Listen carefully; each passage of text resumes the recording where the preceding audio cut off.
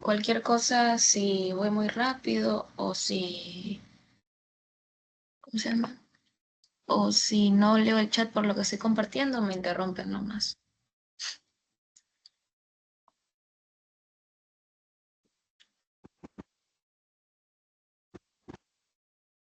No sé cómo. Ahí fue. Ya. Eh, bueno, mi nombre es Natasha Rodríguez y vamos a empezar con el repaso del sistema respiratorio, lo que es la parte de teoría, más que todo enfocado para el doctor Alexander. A ver, ¿por qué no sigue? Bueno, ahí fue. Ya. Vamos a empezar con lo que es la cavidad nasal. Tenemos que vamos a dividirla en una parte anterior, posterior, arriba o superior, medial y inferior, o abajo, no sé por qué dice abajo, pero es inferior. Vamos a tener lo que son los huesos que van a formar esta cavidad, que en la base van a estar los huesos nasales y el maxilar. En la parte más externa va a estar lo que es el cartílago del tabique, la apófisis lateral de los cartílagos del tabique nasal, el cartílago del ala mayor y el cartílago del ala menor. También en su parte anterior, o sea, ya para dividirlo, en su parte anterior está el cartílago del ala mayor y septal o el cartílago del tabique. En la parte superior está el hueso nasal o propio de la nariz, el hueso frontal y el hueso etmoides, en específico la lámina cribosa. En la parte medial vamos a tener el hueso vomer, en la parte inferior el hueso maxilar y el hueso palatino, y en la parte posterior vamos a tener lo que es la lámina del pterigoides, ¿ya? De la apófisis pterigoides. También algo importante que tenemos son las coanas, que es en la parte posterior, y el vestíbulo nasal en la parte anterior. Esta cavidad se va a dividir en lo que es la región respiratoria, la región olfactoria, el vestíbulo y la nasofaringe. O sea, va a tener al final la conexión con la nasofaringe. Los cornetes. Ya, los cornetes van a ser estas estructuras de aquí y estas van a estar recubiertas por mucosa. Ya se van a ver así. Vamos a tener uno superior, uno medio y uno inferior. ¿Ya? El cornete superior y medio van a derivar de una prolongación del hueso etmoides. El cornete inferior es una prolongación del hueso palatino. Estos más adelante vamos a saber con qué seno se van a relacionar. Las funciones de los cornetes van a ser humidificar el aire que llega a los pulmones, filtrar el aire que se respira y calentar el aire para que ingrese a los pulmones. De ahí, por lo general, el cornete más desarrollado, que es el cornete inferior, se suele llegar a hipertrofiar, ¿ya? Y estas son técnicas que se usan o sea, para resolver, por decir así, ese conflicto.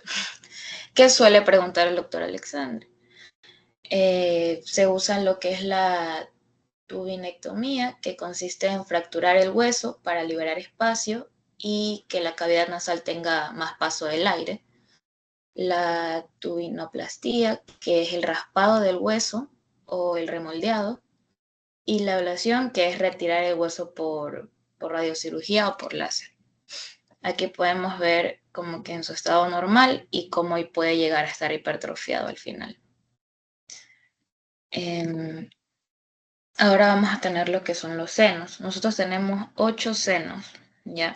¿Por qué se ven 4 en la lista? Porque son 2 de cada uno. Tenemos 2 frontales, 2 etmoidales, 2 maxilares y 2 esfenoidales, ¿ya? ¿Cómo se iban a relacionar estos con los cornetes? Bueno, el seno paranasal esfenoidal, perdón, va a drenarse en relación con el cornete superior, ¿ya? El seno paranasal etmoidal va a drenar en relación con el cornete superior y medio. Y el seno maxilar, frontal y etmoidal van a drenarse en relación con el cornete medio e inferior. Eso pueden preguntar. ¿Cuáles son las funciones de estos senos? Aligerar el precio del cráneo, calentar y humedecer, secretar moco, entre otras. ¿Ya? Bueno, ahora vamos a seguir con la faringe, que no es tanto. La faringe se divide en tres porciones, que es la nasofaringe, la orofaringe y la laringofaringe. Es un órgano esencial para la producción de la voz y está situado superior a la tráquea y se encuentra formado por cartílago, músculo y revestido por mucosa. La función, bueno, eso sería la laringe. La faringe, perdón. Ahora sí continuamos con laringe, que tenemos que es asimétrica, va a ayudar también en lo que es la fonación y la protección de las vías respiratorias. Esta de aquí tiene una luz, o sea, un diámetro, una luz con un diámetro de un dedo aproximadamente, tiene una longitud de 5 centímetros y tiene lo que es el orificio tiroideo, que es por donde pasa la rama interna del nervio laríngeo. Eso también pueden preguntar. Tiene límites, uno superior y uno inferior. El superior es el borde superior del cartílago tiroides, que está a la altura entre C4 y C3, eso también es importante que sepan. Y el borde inferior es donde está el cartílago cricoides, que es entre el borde inferior de C6 y C7. Bueno, este va a estar compuesto por cartílagos, que son todas las estructuras que vemos aquí. ¿Ya? Tiene un cartílago tiroides, que es este de aquí, uno cricoides, que es el que le sigue por debajo, una epiglotis, que es esta como lengua que tiene en esta parte, dos cartílagos aritenoides, que son estos de aquí, y tiene 4 cartílagos accesorios. Dos que son los corniculados de Santorini, que son estos que son como un ganchito, y dos cuneiformes, que son como la puntita de ese ganchito. Aquí está, en el círculo se explica, esto largo de aquí serían los corniculados y este chiquito de aquí sería el cuneiforme. Cuneiforme o de Morgani o de Wisberg o como quiera decirle el doctor. Más específico, en el cartílago tiroides lo que vamos a ver es un asta superior, un asta inferior que está por la parte posterior del cartílago, ¿ya? Es asta superior y asta inferior. También tiene dos láminas, una derecha y una derecha y una izquierda, que se unen en la línea media y en la parte superior van a formar lo que es la escotadura tiroidea superior e inferior. Esto es escotadura tiroidea superior e inferior. De ahí se van a fusionar en su borde anterior y van a hacer lo que es la prominencia laríngea o la nuez de Adán, que es esto de aquí, que por lo general, o mejor dicho, casi siempre en los hombres se nota más. En las mujeres ni se nota, pero ya, pues es eso de aquí lo que le llaman la nuez de Adán. ¿Ya? También va a presentar un tubérculo, que es el tubérculo tiroideo superior e inferior. Y eso sería todo por ahora del tiroides. Esas preguntas sí suelen preguntar, pero no, como creo que ahora les están haciendo el examen escrito, no creo que le pregunten tanto las partes, eso es más como de encerrar. Ahora el cartílago cricoides. Es más pequeño que el tiroides, obviamente, es este de aquí, pero es más grueso. Es un único anillo completamente cartilaginoso. Es el único anillo cerrado que va a haber en el tracto respiratorio porque los demás van a ser siempre en forma de C. Hay una parte anterior que tiene forma de arco y una posterior que tiene forma como de sello y es más alta. Y el diámetro, como dije anteriormente, es aproximadamente como de un dedo así. Luego vamos a tener los cartílagos aritenoides, que son estos como cachitos que están aquí, estos de aquí. Ya, este va a tener una cara posterior y una cara anterior. Y también una cara inferior que se va a articular con el cricoide. ¿Ya? Este de aquí es el cricoide, recordemos. También vamos a tener una cara medial y también va a tener una inserción para, un proceso para la inserción muscular que va a servir más adelante para formar lo que son las cuerdas vocales. Ahora vamos a ver lo que son las articulaciones intrínsecas de la laringe. Tenemos lo que es la membrana cricotiroidea. Por lo general en laringe todo lo que es ligamento, membrana, articulación, siempre va a tener el nombre de con qué se relaciona. Entonces, si yo les digo membrana cricotiroidea, es porque está entre el cricoides y el tiroides. Entonces, es esta membrana de aquí. Tenemos el ligamento tiroepiglótico.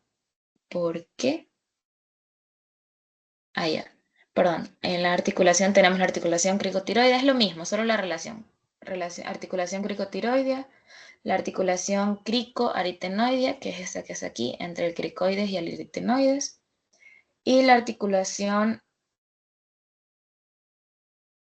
aricorniculares, ya que es entre el aritenoides y el corniculado, que es el que está arriba. Ahora sí, lo que estaba diciendo son los ligamentos intrínsecos.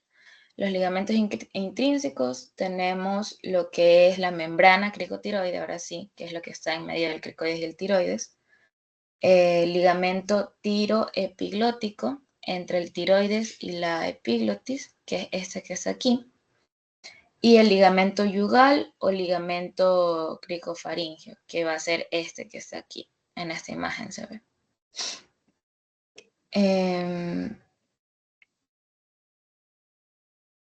También vamos a tener en los ligamentos intrínsecos lo que es la membrana elástica de la faringe, ya que esta va a constar de dos partes, los ligamentos aritenoepiglóticos, que van a estar entre el aritenoide. Ahorita está, o sea, en esta imagen se ve revestido de mucosa, pero no había otra imagen, entonces es el aritenoepiglótico entre el aritenoides y la epiglotis. Ya es todo esto que está aquí.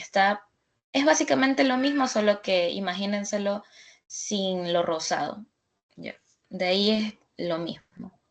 Y también tenemos el ligamento tiroaritenoideo superior e inferior, ya que como vemos va desde el tiroides hasta el aritenoides, que posteriormente van a formar las cuerdas vocales. Aquí se ven, superior e inferior. Ahora tenemos los ligamentos extrínsecos. Aquí vamos a tener la membrana cricotraqueal, que se relaciona al cricoides con la tráquea, la membrana tiroidea, que relaciona el tiroides con el hueso ioides, la membrana ioepiglótica, que relaciona el ioides con la epiglotis, y dos ligamentos, que es el ligamento glosoepiglótico y el ligamento faringoepiglótico.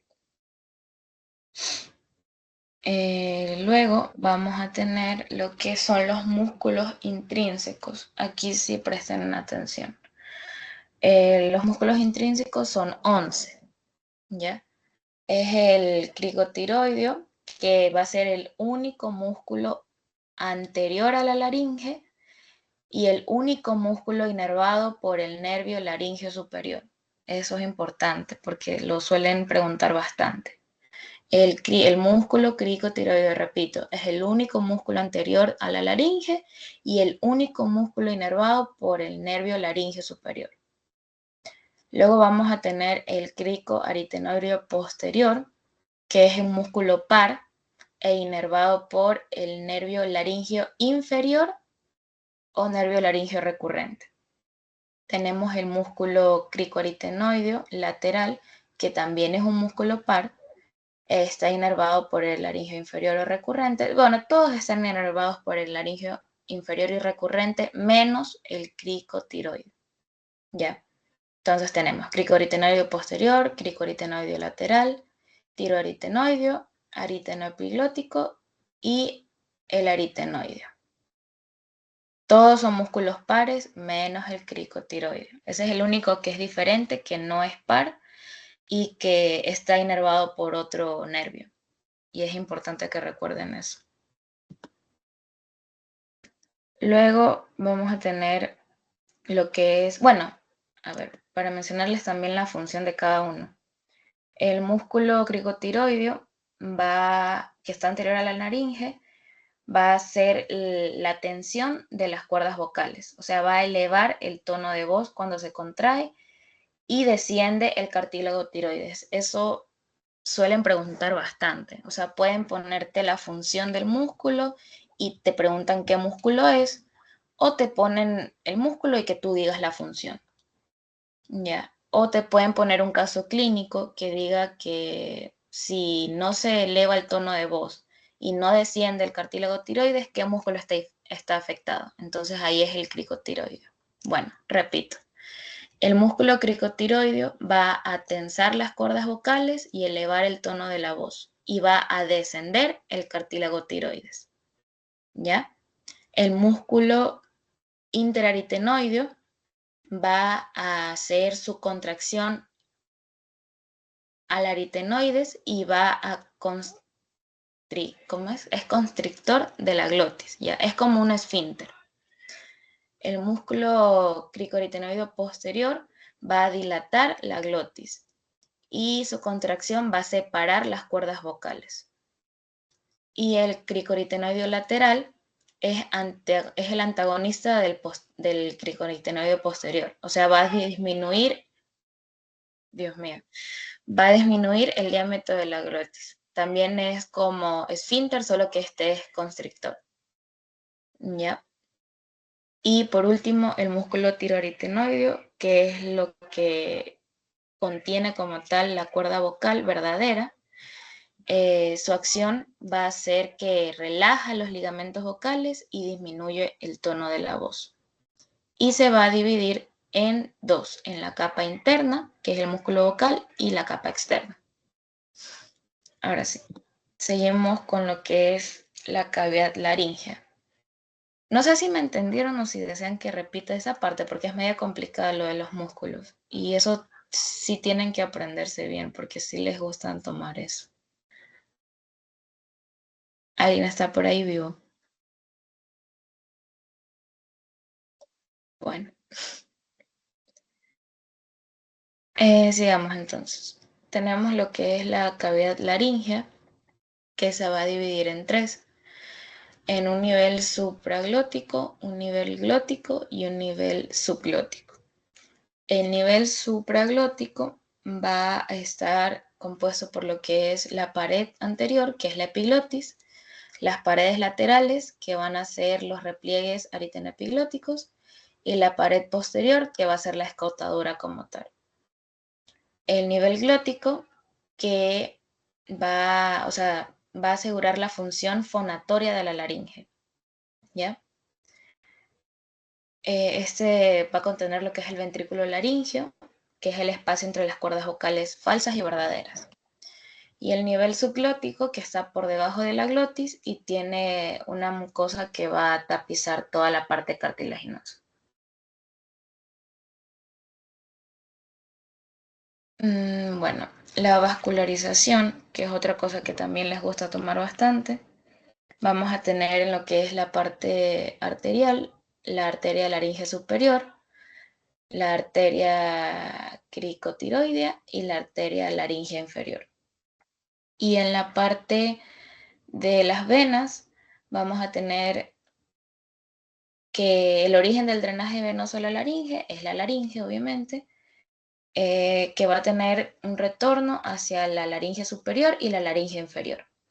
De la laringe superior va a pasar hacia la vena tiroidea superior y luego a las yugulares internas, y de la laringe inferior va a pasar a las tiroides inferiores y ya luego al tronco venoso brachiocefálico.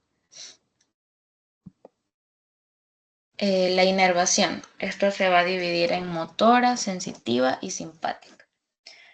En la motora proviene del nervio laríngeo recurrente, excepto, como ya dije anteriormente, el cricotiroideo, que va a estar inervado por el laringio externo. En la sensitiva vamos a tener el nervio laringio superior, y en la simpática, que va a tener está dado por el simpático cervical, pero va a tener una acción vasomotora y secretora. De ahí pasamos a lo que es la tráquea. La tráquea es muy, muy fácil, no hay mucho que decir. En la tráquea sabemos que es un conducto, o sea, es como una manguera fibromuscular cartilaginosa. Ya, tiene músculo y cartílago. Está compuesto en la parte inferior, o sea, está relacionado con la laringe, en la parte superior de la tráquea con la laringe y en la parte inferior con los bronquios primarios. ¿Ya? Está entre C7 y C6 hasta T4 y T5, porque justo al nivel del ángulo de Lewis va a estar lo que es la carina traqueal, que es esta división, y es donde ya justo se forman los bronquios principales derecho e izquierdo. Entonces a ese nivel se divide, eso también suelen preguntar. Está compuesto por lo que son anillos cartilaginosos y músculo. Y tiene dos impresiones importantes, que es la de la aorta y la de la tiroidea. Esas son las dos impresiones que tiene la tráquea. Mide aproximadamente 12 centímetros en hombres y 11 centímetros en mujeres. Su vascularización. En las arterias tenemos las ramas de la arteria tiroidea superior e inferior, de la arteria tímica y de la bronquial derecha. En la vena, el origen del drenaje venoso es la misma tráquea, y luego va a pasar a lo que es la vena esofágica y tiroidea, y en la inervación tenemos el laringio recurrente. Ahora sí vamos con lo más pesadito, que es pulmones. A ver, lo primero que hay que saber es que los pulmones están cubiertos por una doble capa, ya que es la pleura, y que esa pleura, como es doble, como acabo de decir, va a ser una pleura parietal y una visceral. Parietal porque está pegado a la pared, visceral porque está pegado al órgano, a la víscera. La pleura parietal es más gruesa y esta está adherida a la fascia endotorácica, ¿ya? También tenemos que hay el ligamento interpleural, que va a comunicar el receso interácigo esofágico, que es un receso que va a relacionar la vena ácidos con el esófago, ¿ya?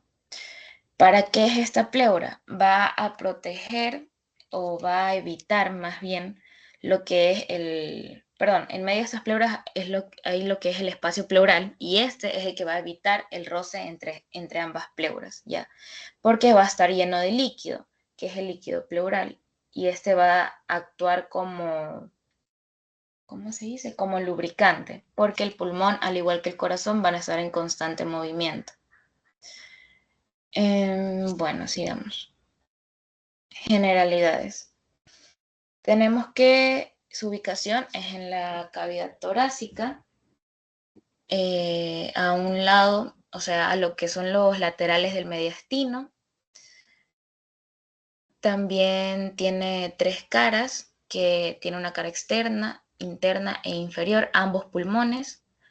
Tienen tres bordes, anterior, posterior e inferior, a ambos pulmones. y las estructuras que van a ser los bronquios, que se van a dividir en primarios, secundarios, terciarios y por último los bronquiolos. Ahora vamos a empezar con la configuración externa. ¿Qué es lo que debemos saber? El pulmón derecho, ¿ya? Para empezar, ya mencionamos, tiene una cara externa, inferior e interna, un borde anterior, uno posterior y uno inferior. Los lóbulos. El pulmón derecho va a tener 3 lóbulos, superior, medio e inferior. Y estos van a estar divididos por 2 fisuras. Una oblicua, que es esta de aquí, y una horizontal. Eso por ahora es lo que tienen que saber. En la cara interna están las impresiones, que es lo que también son diferentes un pulmón de otro. Y lo que es el ilion también. La disposición del ilion más que todo. Vamos a tener lo que es la arteria bronquial, ¿ya? El bronquio intermedio, la vena pulmonar inferior derecha y la vena pulmonar superior derecha. También tenemos una arteria pulmonar, siempre son 2 venas y una arteria, ¿ya? En lo que son las impresiones, vamos a tener la impresión cardíaca, vamos a tener lo que es la impresión para la cava y la impresión de la primera costilla. De ahí vamos a pasar con lo que es el pulmón izquierdo, donde vamos a tener las mismas caras y los mismos bordes, pero el lóbulo va a ser distinto porque no son 3, son 2. Solo vamos a tener superior e inferior, ya no va a haber lóbulo medio. A diferencia, bueno, en configuraciones internas vamos a ver eso. Aquí vamos asimismo a presenciar la arteria pulmonar izquierda y las venas pulmonares superior e inferior izquierda, pero en diferente disposición. Si se dan cuenta, en la parte derecha, la arteria y la vena están más juntas y la arteria está abajo o al lado del bronquio, mientras que en la parte izquierda, la arteria va a estar totalmente superior y la vena va a estar más hacia anterior. También aquí vamos a tener la presencia del ligamento pulmonar y lo que es la impresión cardíaca o incisura cardíaca. Ya, como tal, en configuración externa, lo principal que tenemos, obviamente, los bronquios primarios, que es derecho e izquierdo. Las diferencias de estos es que el derecho va a ser más corto que el izquierdo y va a ser más grueso y más horizontal, ¿ya? Mientras que el izquierdo va a ser más largo y más vertical. Bueno, el derecho va a medir de 2.5 centímetros largo aproximadamente, el izquierdo 5. El derecho va a estar relacionado con el callado de la ácigos, mientras que el izquierdo con el callado de la aorta. Y como ya mencioné anteriormente, el derecho va a estar dividido en 3 bronquios secundarios, mientras que el izquierdo en 2. Ahora sí. La parte derecha, ¿ya? Vamos a tener lo que es el bronquio lobular superior, el bronquio lobular inferior, ¿ya? Y el bronquio lobular medio. En el superior lo vamos a dividir en anterior, posterior y apical. Ya, eso sería la división de los bronquios terciarios. Entonces, repetimos, bronquio primario del derecho, luego tenemos los bronquios secundarios, que es superior, medio, inferior, y luego en los terciarios, en el superior tenemos anterior, posterior y apical. En los terciarios del medio vamos a tener medial y lateral. Y en los terciarios del inferior tenemos uno basal medial, basal posterior, basal lateral y basal anterior. ¿Ya? Eso serían la división de los bronquios primarios, secundarios y terciarios del pulmón derecho, porque en el izquierdo cambia. Entonces, en la parte izquierda vamos a tener bronquio principal. En el bronquio secundario solo vamos a tener dos, uno superior y uno inferior. Y el superior, a su vez, va a tener una división, que es la língula y el culmen, ¿ya? El culmen es el de más arriba, y la língula es el que está más en medio. El culmen, a su vez, se va a dividir en ápico posterior y en anterior, ¿ya? Mientras que la língula se va a dividir en superior e inferior. Estos vendrían a ser ya las divisiones de los bronquios terciarios, por decir así. Y en el bronquio inferior vamos a tener uno basal anteromedial, uno basal lateral y uno basal posterior. Y esos son los bronquios terciarios, ¿ya? O la subdivisión final. En teoría, no creo que les pregunten más que, por ejemplo, dónde está el culmen y la língula, y ya saben que es el pulmón izquierdo, o en qué pulmón hay 3 bronquios secundarios, que es el derecho, pero así como tal el nombre de cada bronquio terciario, no creo que les pregunten. Esto ya sería más para lo que es la práctica, que ahí sí tienen que aprender a diferenciar cada uno. Y yo creo que eso ya sería todo. He tratado de hacerlo lo más resumido y más rápido posible porque ya es tarde y me imagino que mañana tienen clases. Entonces, no sé si me entendieron o si desean que repita algo. Olis.